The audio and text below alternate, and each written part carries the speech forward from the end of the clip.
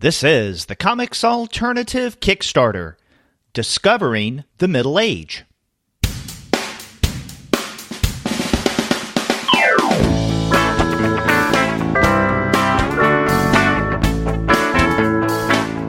Hello and welcome to the Comics Alternative Kickstarter. I'm Derek, and this week I have the pleasure of talking with Steve Conley. He is the creator behind the webcomic The Middle Age, and his Kickstarter project is based on that webcomic. He's offering both books and an enamel pin set for backers. Steve, welcome to the show. Thanks, Derek. Thanks for having me. Sure. And in fact, you have the distinction of being the very first creator on our weekly Kickstarter series whose work we actually have discussed previously. In fact, my co-host for the webcomics episode, Sean Kleefeld, and I talked about the Middle Age back in June when we did an episode on the webcomics that were nominated for the 2017 Eisner Awards. Yeah, very kind of you to talk about the Middle Age, and I'm still floored that it got nominated.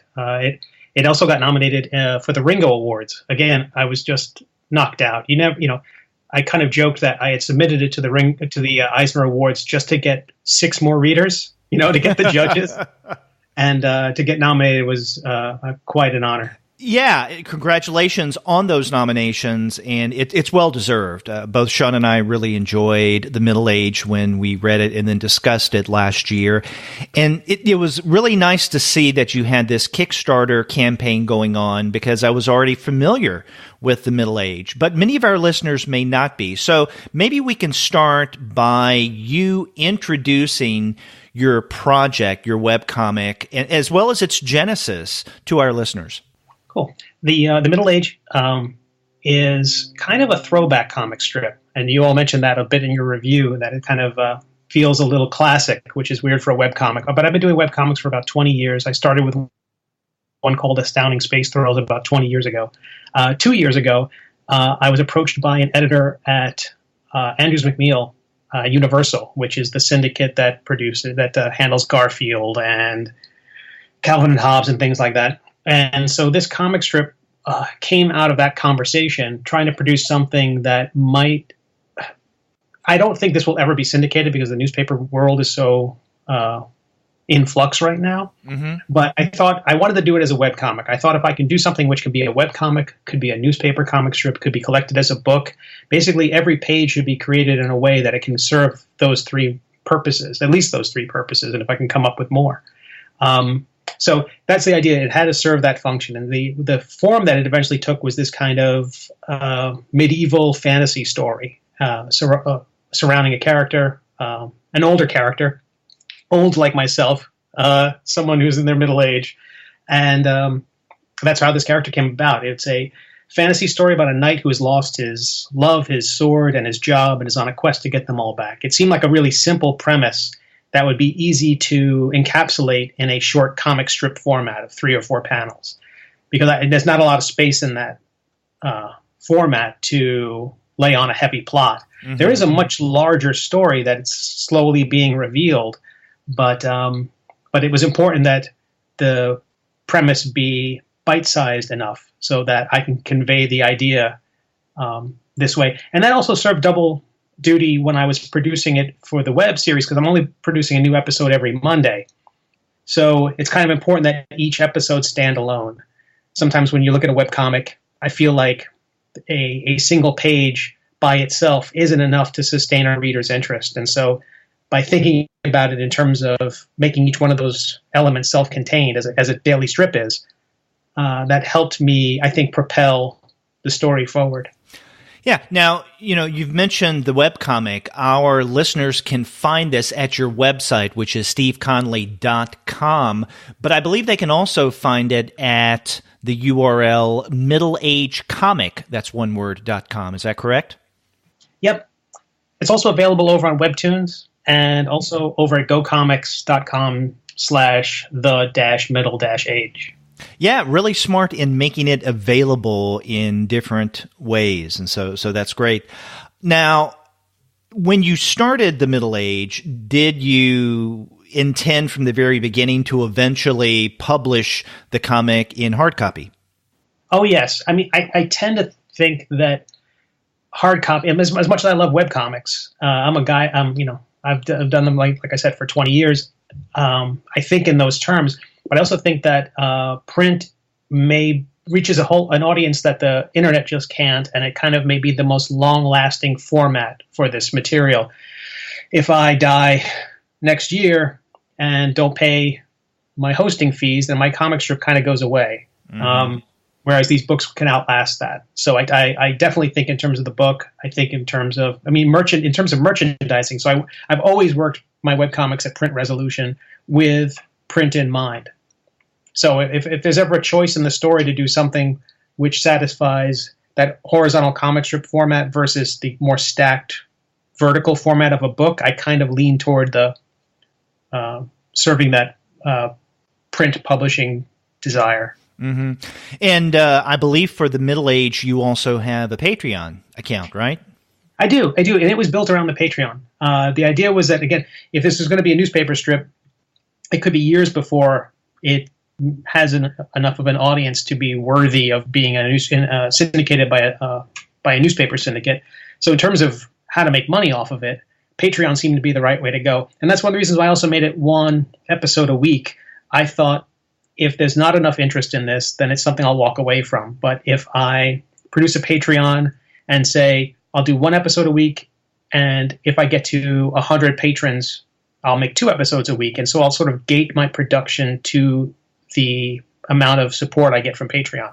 Mm-hmm. So that way I wasn't trying to jump in with, let's do a 5-day-a-week strip and not have a means to support it. This way I'm kind of doing baby steps toward hopefully making this a self-sustaining endeavor.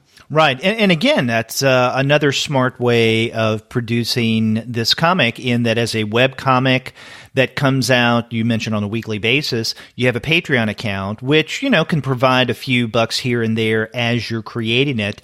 And then eventually, as you mentioned, having plans for a print or book format. And that's what Kickstarter's for. That's what we're discussing now. So really good way of going about this. Now, Clay, you've introduced a little about the beginnings or your ideas of the Middle Age. Pitching the story itself to people who aren't aware of what the Middle Age is. I mean, how would you describe it in a nutshell? It is a action comedy featuring a character, Sir Quimp of Grawlix, who is on a quest to rescue his love. Mm-hmm. Simple enough idea.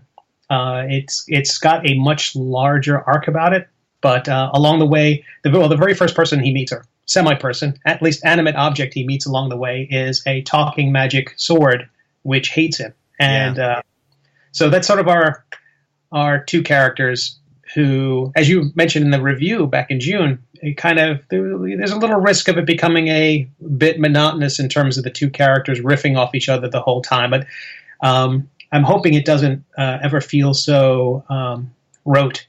But to some degree, there's a kind of a Garfield hates Mondays quality to the idea of a one-dimensional character, or semi-one-dimensional. But as I think as the story progresses, you start to see more depth to the characters, and we introduce more characters as well, so you get to see different sides of them. But like I said, it's a action comedy in a fantasy setting about a hero who's trying to rescue his love. Yeah, and it's very funny as well. Also incredible art. I mean, I remember those things being what we emphasized, Sean and I emphasizing back in June. Now, the Kickstarter campaign, this is part of Kickstarter's Make 100 project in January, correct? Yes. Okay. And tell us what that is. Kickstarter is trying to help people who want to do the smaller projects. And I've wanted to do merch for the Middle Age for a while now. I set up at many comic book conventions, and I've got the books, these basic print-on-demand editions of the Middle Age. But I wanted to do something else, and that Make 100 campaign kind of gave me the inspiration to create enamel pins. I live in Florida, mm-hmm. and I'm fairly close to the theme parks, and I get to see all those lovely enamel pins that they make. And I thought I would love to do those for my characters, and so through the Make 100, what I've done is I've limited, so basically the Make 100 campaign is about creating a limited edition of 100 of a thing. And so the limited thing is the pins. The books aren't limited. I'll hopefully make those books forever to unlimited quantities. But so that's what the campaign is, to fit it within the Make 100 scope. We've made these pins. I'm really happy with how they're turning out. I found a nice pin producer, and we hit our goal within 2 days. So right now we're building toward the end and hoping to reach our final stretch goal, which would be a 4th pin for everybody who backs it. And it's really exciting. And Kickstarter's been very supportive of it as part of that project. Yeah, well, you mentioned having reached your goal, and by the way, congratulations. And on day 2, I mean, that's quite impressive. Let's talk about some of the specifics of your Kickstarter campaign. Now, you had a goal of $900, and the deadline for supporting or backing your Kickstarter is Wednesday, January 31st at 5:41 p.m. Eastern Standard Time. So our listeners, you have time. So definitely check this out on Kickstarter. The deadline is January 31st at 5:41 Eastern. 900. You mentioned the Make 100 is for smaller projects, and many times when I see Kickstarter campaigns that are comics related, their goal is quite a bit more than 900. Let me ask you: Did you think that the 900 was, let's say, within the parameters of Kickstarter's Make 100 campaign, or did you want to go a little lower than others in order to make sure that this actually succeeds? I felt like I wanted to set it. I got a quote back from the pin manufacturer, and they told me that roughly $900 is what it will take to make these pins if I have to make 100 of them. And so that's why I made the goal. So it was really, I wanted to make it as honest as possible. Sometimes I see a Kickstarter and I'll see a goal that seems out of line with what I know the production cost of something of that type to be, and I want to make this as honest as possible. And also, I didn't know what the support would be. An enamel pin is a really weird thing. So and not everybody's into that sort of thing. And so, I mean, it's one thing to have my books out there, and I do make my books available. I've had the first 2 books of the Middle Age were collected. I think the second collection just came out at the end of last year, and those are print on demand. And so they're really easy and affordable for me to create exactly as many as I need. And over on my Patreon, people who back me at the $15 level, every 2 or 3 months I mail them a book. So I'm producing these books for my Patreon backers and for shows. So I already have those in place. This Kickstarter allowed me to make it a really easy way for people who don't want to commit to a Patreon account. And I understand that. The whole idea of a monthly commitment is kind of weird to some folks. This was a whole new way for people to get those books, which has been nice. So the 2 tiers, there's only 2 tiers in my Kickstarter campaign at present. And one is for the pins themselves, and one is for pins plus the books. And the pins plus the books currently are more popular. More people are, and that surprised me. I thought, if people wanted to buy my books, they would go to my website or they'd already be Patreon backers. But it's been nice to see that people are really interested in the books as well. Yeah, I see that for $30, if someone pledges $30, then they get the set of the 3 limited edition enamel pens. And then for a pledge of $45, they get the 3 enamel pens as well as both of the books of the Middle Aged. So there's that. Now, you had mentioned something about stretch goals. Tell us a little bit about your plans for that. Real simple. And also, this had a very short window. So it launched with only a 3-week period to achieve its goals.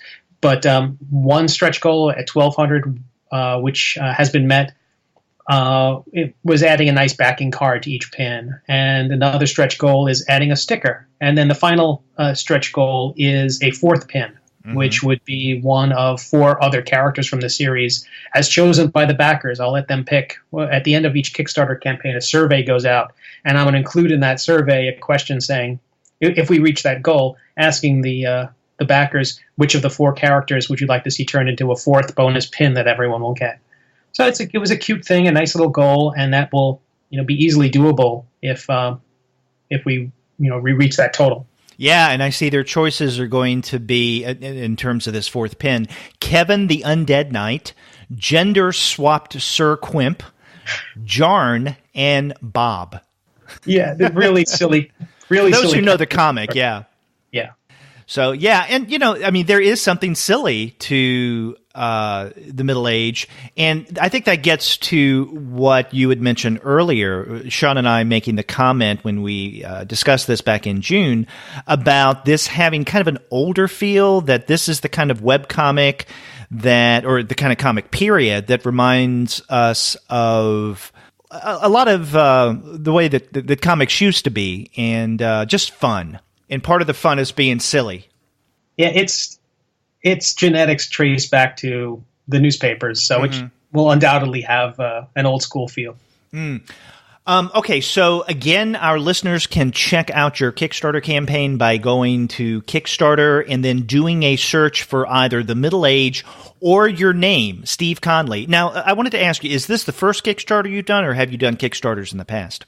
I've done one before. I did one for a all-ages comic strip I was doing called Bloop. Okay. We did a big hardcover collection of that. That's something I hope to return to in the future.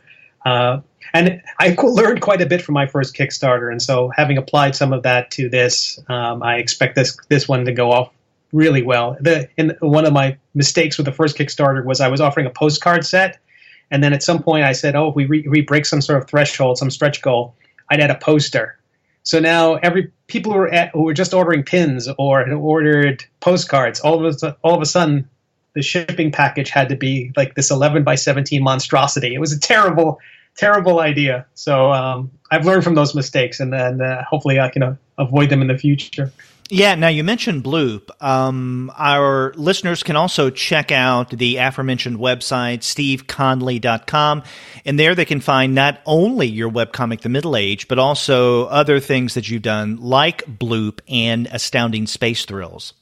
Yep, and the Astounding Space Thrills strip from 1998, I'm currently remastering those. Like I mentioned before, I've always done things to print resolution, so I have these print resolution strips that I'm relettering. For the most part, they were all done in vector programs back in the day, so the artwork reses up very nicely, and so I'm doing all new clean versions of that, and even animating some of them again like they were back then. Okay. So, again, this campaign ends on Wednesday, January 31st at 5:41 p.m. Eastern Standard Time. Definitely make sure that you head over to Kickstarter and check out The Middle Age and back it, so you can get the enamel pins or the enamel pins and the 2 books. Steve, thank you very much for being on the Kickstarter series, and good luck with everything. Thanks. I really appreciate it. And if anyone, for some reason, if someone misses this, because I know I often binge the podcasts, if you're listening to this after the Kickstarter ends, visit my website. The books for sure will at least be available there. Yes, definitely. And we will be back next week with another Kickstarter comics-related project, so check back for that. Until then, take care.